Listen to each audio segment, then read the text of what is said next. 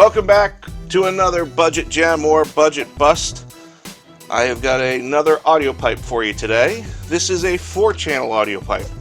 This is the APCLE-2004 model. Had a lot of positive response to the Class D Monoblock, the APMI 2000 that we did a couple weeks ago. And that got several of you to make comments that you want to see what a 4-channel version does. So I bought two, well, I shouldn't say I bought a 4-channel audio pipe, which is the APMI 4080, and this one I did not buy. This one was provided by Gilbert Wasserman, who watches the channel.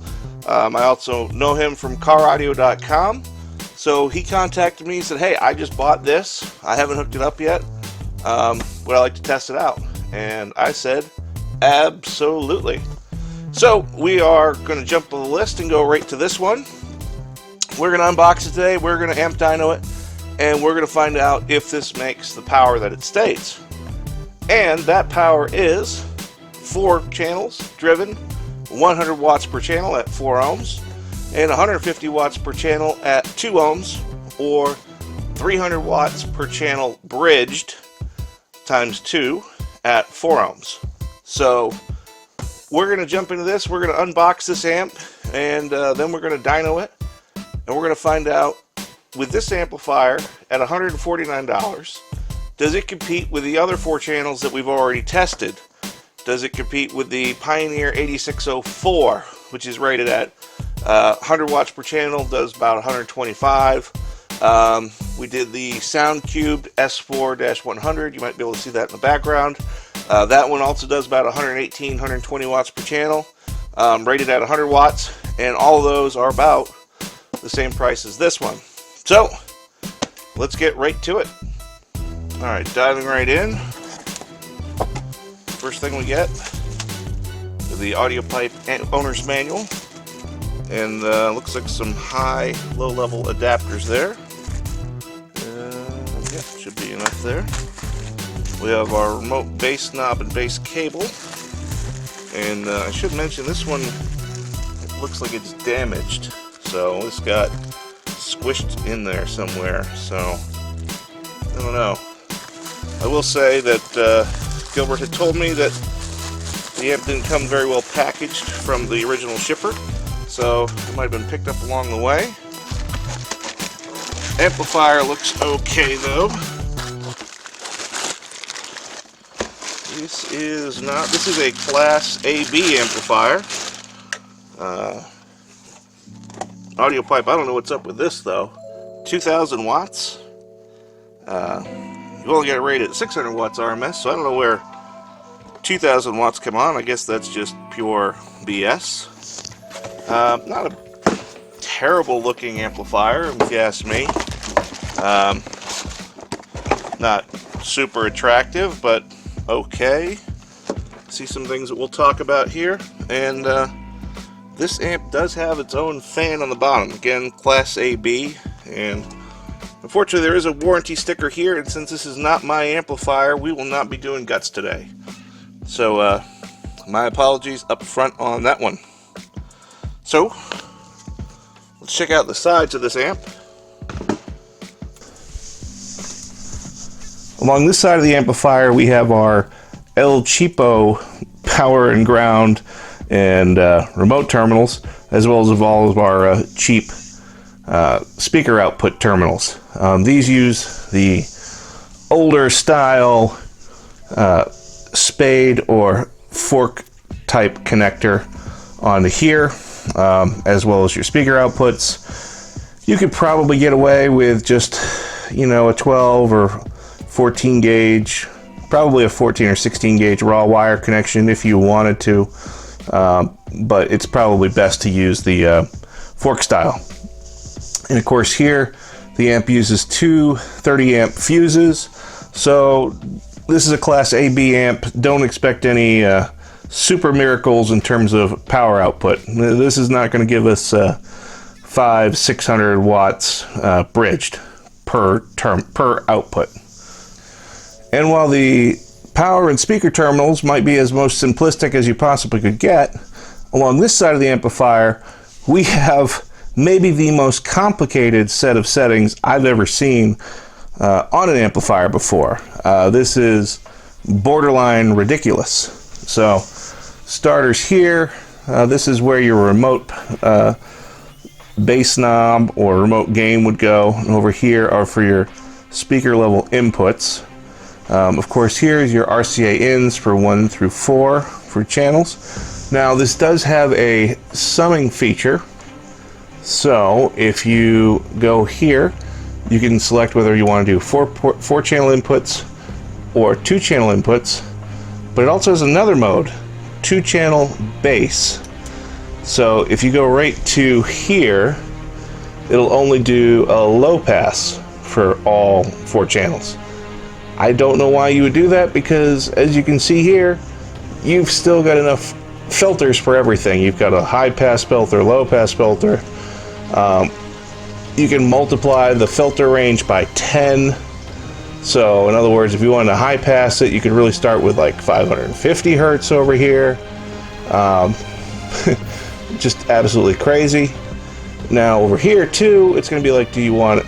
You can also select, do you want the stereo? Do you want the channel to be in stereo, or do you want it to be in mono? So do you want just channel 2 in mono? Do you want channels 1 and 2 in mono? I don't know what the difference is. I hope this owner's manual is like 85 pages long, and you can do the same thing with channel 3 and 4. This is absolutely bananas. So you could probably spend a good hour just doing the settings on this amp. That's a little over the top in my opinion. Alright, nothing left to do but to strap this amp up to the amp dyno and find out just how much power this Audiopipe APCLE-2004 actually does. Now, like all 4 channels, keep in mind we are going to, or like all 4 channels that I've tested, keep in mind I'm going to do bridge tests only. So we're going to do an 8 ohm bridge test that'll simulate all 4 channels driven at 4 ohms, even though the bridge number is going to say 8 ohms on your screen. And we are going to do the 4 ohm bridge test, which equals out 2 ohms at 4 channels. So just keep that in mind when you are watching. But we're going to find out how much power this actually produces. Is it overrated? Is it underrated? Is it accurately rated? Let's find out.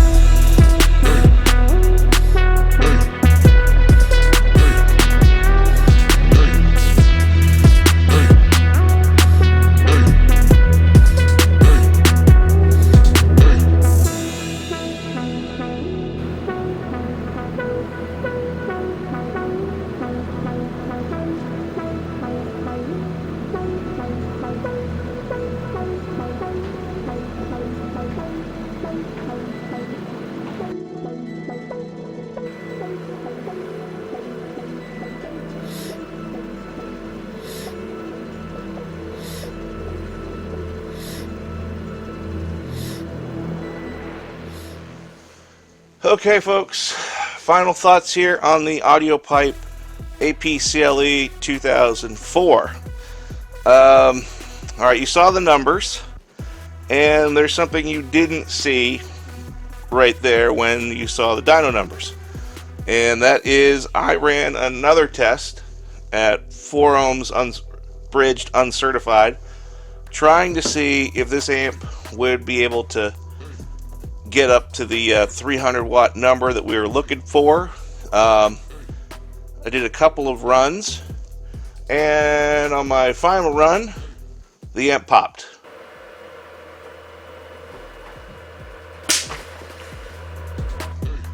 I mean, that's just a guarantee this is a bust. I wasn't really that hard on the amp for it to pop, and I really wish I could show you the smoke pouring out of it, but I was worried about saving my other equipment, because everything's connected. So my power supplies are connected to the amp dyno, connected to this, connected to my head unit, and when an amp pops on here, it starts driving everything crazy. So I immediately was worried about disconnecting all that stuff, and I missed footage of the amp smoking. But everything else is fine. So, unfortunately, this amp, even if it didn't pop, I don't think I could recommend it, especially against the competitors that it's up against. It's not exactly efficient, and at the same point, you know, there are just better values. There just simply are. You can get the SoundCube S4-100 from SoundCube directly, and it'll do more power than this and prove to be more reliable. You can pick up the Pioneer 8604, which does even more power than the SoundCube, and you could pick those up for any day of the week for about 110 to 120 bucks from Walmart. So I gotta rate this one a bust. Sorry, Audiopipe. You did great with the APMI 2K, but this one, not so much. So that's it for me for now, folks. Thanks for watching. I'll be back next week with even more wonderful amps to test. So, see you then.